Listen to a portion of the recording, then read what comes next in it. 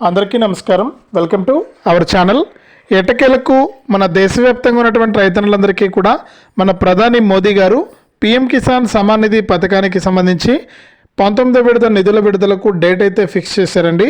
ఇక ఈ 19వ విడత నిధుల విడుదలలో రాష్ట్ర వ్యాప్తంగా ఉన్నటువంటి రైతులందరికీ కూడా రెండు రకాల డబ్బులనైతే మనకు రెండు పథకాల డబ్బులనైతే విడుదల చేయడానికి ప్రభుత్వం అయితే సిద్ధమైంది.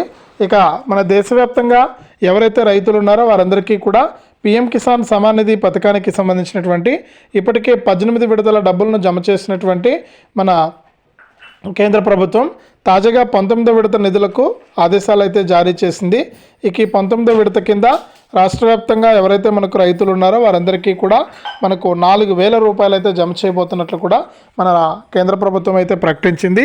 ఇక ఏ రైతులకు డబ్బులు జమ అవుతాయి, ఏంటి, ఏ జిల్లాల వారికి డబ్బులు పడుతున్నాయనే వివరాలన్నీ కూడా ముందుగా మీకు తెలియజేస్తాను. దయచేసి వీడియో చూస్తున్న ప్రతి ఒక్కరు కూడా ముందుగా వీడియోని అయితే ఎక్కడా కూడా స్కిప్ చేయకుండా చివరి వరకు చూడండి.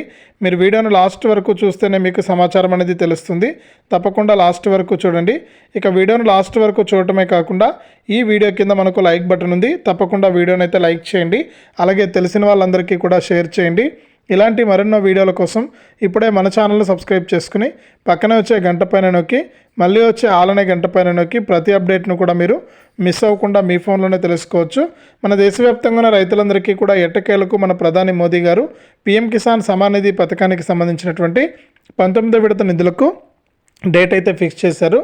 ఇక ఎవరైతే రాష్ట్ర వ్యాప్తంగా మనకు రైతులు ఉంటారో వారందరికీ కూడా పీఎం కిసాన్ సమ్మాన్ నిధి పథకానికి సంబంధించినటువంటి 19వ విడత దాదాపు 4,000 రూపాయల వరకు కూడా జమ చేస్తున్నట్లు ఆదేశాలు అయితే జారీ చేశారు.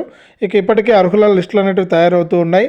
ఇక ఈ డిసెంబర్ నెలలో నిర్ణయం తీసుకుని జనవరి నుంచి కూడా రైతుల ఖాతాల్లోకి ఈ పీఎం కిసాన్ సమ్మాన్ నిధి పథకానికి సంబంధించినటువంటి 19వ విడత నిధులను విడుదల చేస్తున్నట్లు కేంద్ర ప్రభుత్వం కీలక ప్రకటన జారీ చేసింది.